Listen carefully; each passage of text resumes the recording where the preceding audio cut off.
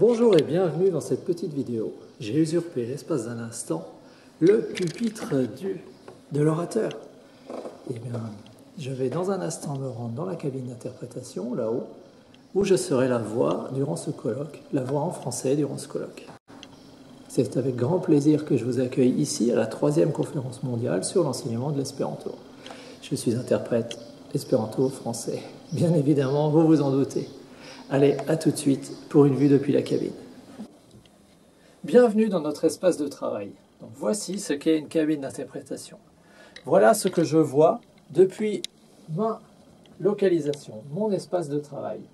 Donc le matériel qui est à notre disposition, des casques comme celui-ci, par lesquels nous écoutons, et un micro qui permet de renvoyer à l'autre personne. Donc tout l'objet de l'interprétation, c'est d'écouter une langue, de penser dans l'autre, et d'ordonner une langue correcte, un discours qui pourrait être celui prononcé par l'orateur dans la langue cible.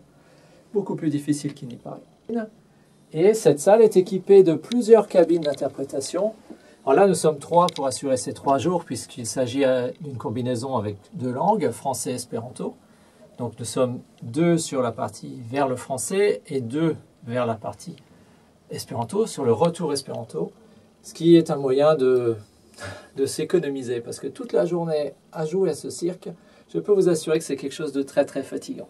Et on a ici la vision vers la cabine qui est à côté de nous, et 2 autres cabines là-bas. Donc ça permet de travailler avec 4 langues de travail.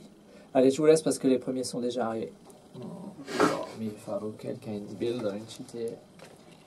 Tu mi preparas dans mia lasta vidéo.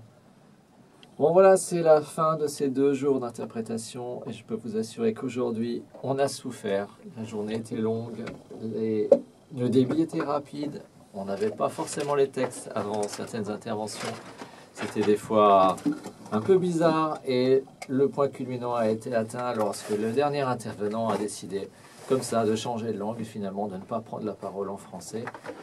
Mais a commencé quand même en espéranto, puis après on a eu un peu de français et après on est repassé à l'espéranto et on s'y est mis tous les 3 pour arriver à terminer cette journée. Alors, je pense que ça se voit sur mon visage aujourd'hui, mais ça me fait plaisir de partager avec vous cette expérience et j'espère que ça donnera envie à quelques personnes d'apprendre l'espéranto, voire de se mettre à l'interprétation.